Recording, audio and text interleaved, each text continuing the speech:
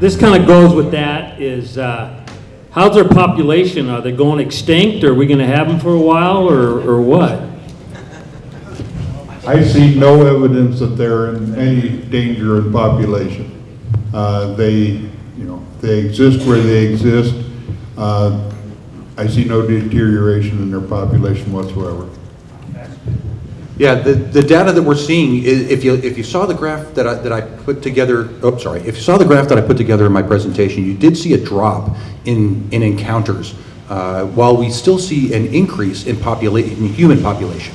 It doesn't mean that there is a decrease in Sasquatch population. It doesn't mean that there's a correlation at all. We just don't have the right information yet.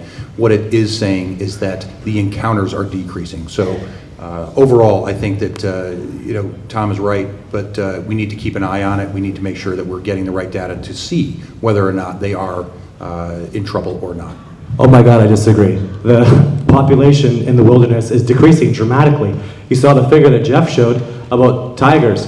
The research sites that I go to are being logged like crazy. Absolutely, there's a danger. Salmon runs are being stopped. I mean, loss of habitat equals loss of life. I'm very concerned about their population numbers. So we have no data of any kind, but I'm going to assume loss of habitat equals loss of life, and there's a hell of a lot of loss of habitat. Human populations are encroaching everywhere. Of course there's going to be significant dangers in their population. So, yeah, that's how I feel.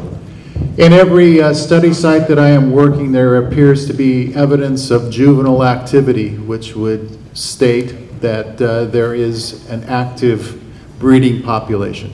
Right. There is some evidence, more empirical evidence for impact of human encroachment.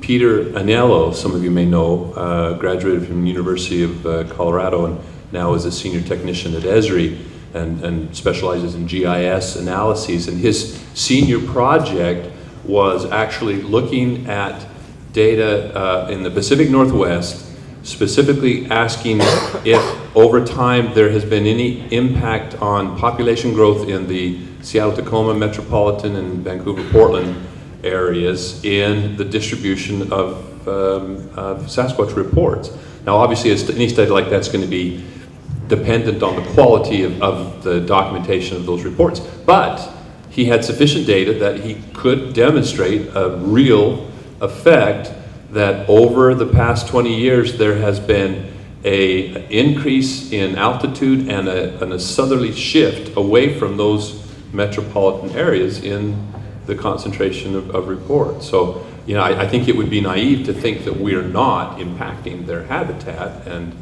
as a result impacting their population demography and density. I'm going to look at it in a little bit different way. I don't think we're hurting their habitat much at all, honestly. If you've taken a plane and flown over the Cascades or flown over the Olympic Peninsula, there is an ungodly amount of wilderness out there. One of the reasons that we are trying to document everything that we can is so if and when the time comes of species verification, we can stand up as the Olympic Project and speak intelligently as possible on their behalf. I think it is crazy egotistical to think that we could possibly even do anything to help with their population numbers because we can't even seem to produce one at this point. So I think that conversation is kind of funny. And as far as clear cutting goes, okay, we know, and I can say this with all surety, that Sasquatch does feed on ungulates. And that's one of the things that I will say definitively, because I don't say hardly anything definitively. But I'm quite sure through the track record and through our findings that they feed on ungulates. Well, clear cuts enhance ungulate health and ungulate activity.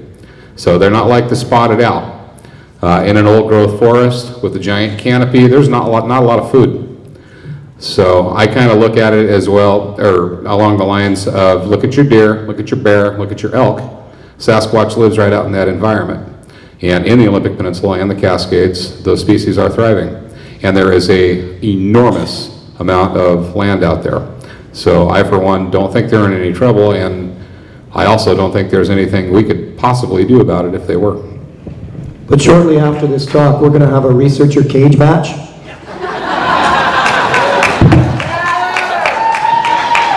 I personally agree with Derek. I agree with Derek.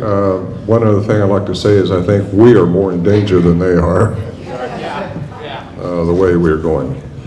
I just wanted to add too, I think we're just on facing pages of the same topic, that whether we're talking about, like the map that I showed that was referred to again of the tiger habitat, in those red areas, if you're concentrating your study there, then yes, it looks like there's healthy populations with reproducing units. But if you're in the surrounding areas, the areas where the habitat is being degraded, then there could be some problems.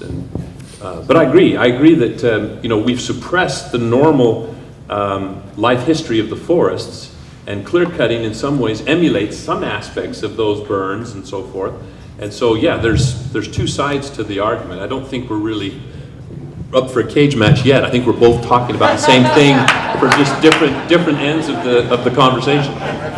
Okay, you've got a question. Oh, are we continuing? Well, I wasn't trying to be completely confrontational, but I've spent an enormous amount of time thinking about that subject. And so that was it. I didn't mean any disrespect down there. Oh, and actually, I admire your perspective. I just, you know what, the truth is we don't know, and ignorance is the problem, and we don't have those things, and I want that. If we could just get people to open their mind to the reality of the species, we could figure this stuff out, and everything else in the meantime is all just blah, blah, blah, cage matches.